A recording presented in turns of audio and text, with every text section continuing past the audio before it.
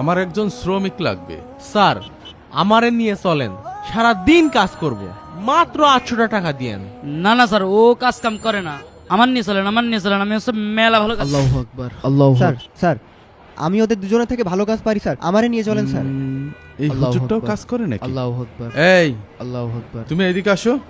Sir আমি? হ্যাঁ তুই এদিকে আয়। জি। আমার বাসায় কিছু কাজের জন্য একটা লোক দরকার। তুই কি কন্ট্রাক্টে যাবি না জোনে যাবি? যাব, কিন্তু আমার একটা শর্ত আছে। শর্ত? কি শর্ত বল? আমার প্রথম শর্ত, এরা প্রত্যেকেই একদিনের মজুরি 800 টাকা নেয়, আমি 500 টাকা নেব।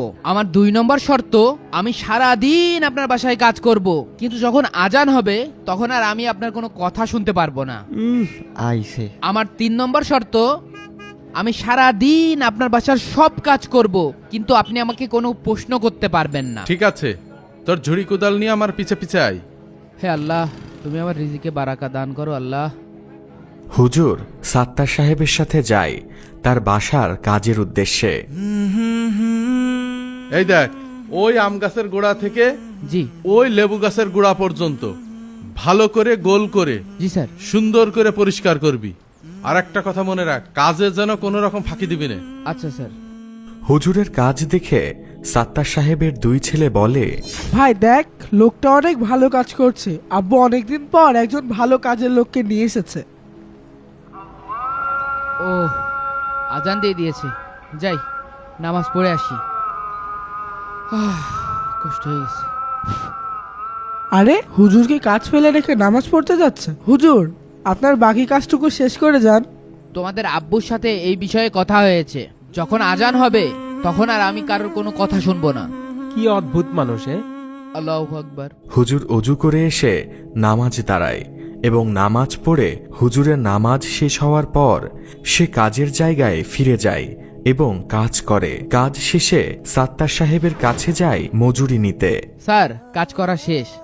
এই নে তোর মজুরি 500 টাকা, আর তোর কাজে খুশি হয়ে আরো 500 টাকা বকশিস দিলাম। স্যার, আমি আপনার কাছ থেকে 500 টাকাই নিব, কারণ আমার সারা সপ্তাহের খরচ এই 500 টাকা। কি আশ্চর্য, এমন লোক তো কখনো দেখিনি। এই নিন আপনার 500 টাকা। আচ্ছা ভাই, আপনার নামটা কি? স্যার, আমি সকালেই বলেছিলাম আমি আপনার কোনো প্রশ্নের উত্তর দেব না। আজব লোক তো। হুজুরের কাজের প্রতি সন্তুষ্ট হয়ে সাত্তার সাহেব পরের দিন আবার হুজুরকে কাজে নিতে আসে। এই যে ভাই, এদিকে আসুন। আপনি কি কাজে যাবেন? ইনাদের সাথে আছেই তো কাজে যাওয়ার জন্য। আচ্ছা চলেন। স্যার, আমার সেই শর্তের কথা মনে আছে? হ্যাঁ হ্যাঁ, আপনার সব শর্ত আমার মনে আছে। নেন আপনার সাইকেল নেন। হুজুর সারাদিন কাজ করার পর মজুরি নিতে 1, 2, যায় 3, সাত্তার 4, সাহেবের কাছে। 5 স্যার, হ্যাঁ, আজকের কাজ শেষ। 4, 5 এই নিন আপনার মজুরি। 3, 4, 5 ঠিক আছে স্যার। লোকটাকে যতই দেখছি ততই অবাক হচ্ছি, একদম অন্যরকম মানুষ। পরের দিন সাত্তার সাহেব হুজুরকে না পেয়ে শ্রমিকদের কাছ থেকে ঠিকানা নিয়ে হুজুরের বাসায় চলে যায়। ভিতরে কেউ আছেন? স্যার, দরজা খোলা আছে, ভিতরে আসেন। কি বাড়ি এ? একদম ভুতুরে বাড়ি মনে হচ্ছে। আসসালামু আলাইকুম। ওয়ালাইকুম আসসালাম। স্যার বসেন। আপনি কিভাবে বুঝলেন যে আমি এসেছি? এই গরিবকে খোঁজ করতে কোনো বড় লোক আসবে না, আপনার মতন মুমিন সৎ বান্দাই আসবে। আরে, আপনার গায়ে তো অনেক জ্বর, আপনাকে তো ডাক্তারের কাছে যাওয়া দরকার। স্যার, আমি আপনার অপেক্ষাই করছিলাম। এই টাকাটা আর এই আংটিটা রাখেন। আমি মারা গেলে আমার কাফন আর দাফনের ব্যবস্থা করেন, এবং এই আংটিটা এই শহরের সবচেয়ে কোটিপতি শামীম উসমানকে দিয়েন। হুজুর, এখন তো আপনার নামটা বলেন। আমার হাতে আর বেশি সময় নেই, আমাকে লম্বা একটা সফরে যেতে হবে। আপনি এখন চলে যান।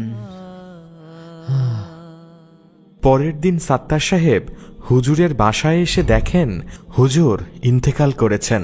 তিনি কিছু লোককে ডেকে নিয়ে আসেন। সবাই মিলে হুজুরকে শেষ গোসল করিয়ে দাফনের জন্য রেডি করে। হুজুরের ইন্তেকালের ঘটনা পুরো এলাকায় ছড়িয়ে পড়ে। পাড়া প্রতিবেশীরা কবর খুঁজতে ব্যস্ত হয়ে পড়ে। সবকিছু শেষে হুজুরকে সবাই রেখে আসে অন্ধকার কবরে। তোর ওই 2 শতক জমি আর 3টে ঘর তোর ভাইয়ের নামে লিখে দিবি। এই ঘর আর এই জমি কঠোর পরিশ্রম করে বানিয়েছি। এটাই আমার শেষ কথা। স্যার, সাত্তার নামের একটা লোক আপনার সাথে দেখা করতে এসেছে। ওকে আসতে দাও। আসসালামু আলাইকুম। ওয়ালাইকুম আসসালাম। স্যার, আপনার একটা আমানত আমার কাছে রয়ে গেছে। আমানত? কিসের আমানত? স্যার, এই আংটিটা। এই আংটির মালিক কোথায়? স্যার, ইনি তো মারা গেছে। কি? আমাকে তার কাছে নিয়ে চলুন। হুজুরের মৃত্যুর কথা শুনে শামীম সাহেব নিজেকে আর ধরে রাখতে পারলেন না। সাত্তার সাহেবের সাথে শামীম সাহেব হুজুরের কবরের কাছে যায়। এই যে তার কবর।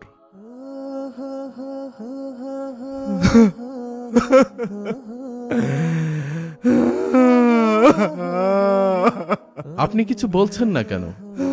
হুজুর কিছু বলল না, আপনিও কিছু বলছেন না। আসলে আপনাদের সম্পর্কটা কি? হয়েছিল আমার একমাত্র ছেলে। স্যার, এই দিনমজুর আপনার ছেলে ছিল?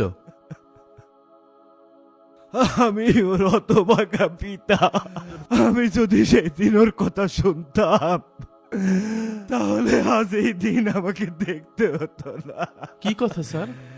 একদিন আমি যখন বিচার করছিলাম। চুপ করে বসে থাক। স্যার, আপনার জন্য 1 লাখ টাকা নিয়ে আসছিলাম। সালিশের দিন যদি আমার দিকে একটু তাকাতেন, তাইলে জমিটা নিয়ে আমার আর টেনশন করা লাগতো না। যা, কাজ হয়ে যাবে। এই নেন। ঠিক আছে স্যার, আসি তাহলে। আব্বু, এই টাকাটা তো হারাম। এটা আপনাকে জাহান্নামে নিয়ে যাবে। সেটা পরে দেখা যাবে। কখন দেখা যাবে? যখন মৃত্যু চলে আসবে তখন দেখা যাবে, নাকি যখন জাহান্নামের আগুনে পুড়বেন তখন দেখবেন?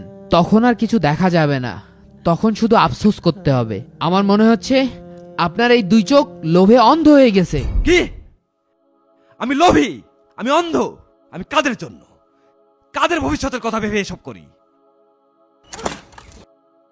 বেদব ছেলে, তোকে আমি ত্যায্য করলাম। এই মুহূর্তে তুই আমার বাড়ি থেকে বেরিয়ে যা। যা। আমার সন্তান হীরার টুকরা ছিল, আমি ওকে চিনতে পারিনি। চলেন স্যার, এখানে কেঁদে আর কি লাভ? ঘুষ আদান প্রদানের কারণে সমাজ মারাত্মক ঝুঁকিপূর্ণ ও ধ্বংসাত্মক রোগে আক্রান্ত হয়। কেননা সমাজে ঘুষের প্রচলন মানুষের নীতি নৈতিকতার পচন ধরিয়ে দেয়, ন্যায় অনুবর্তিতা এবং সততাকে বিনষ্ট করে দেয়। ফলে মানুষের বিশ্বাস উঠে যায় এবং তা মানুষের বাড়াবাড়ির কারণ হয়ে দাঁড়ায়। ফলশ্রুতিতে সমাজে শুরু হয় নৈতিক অধঃপতন।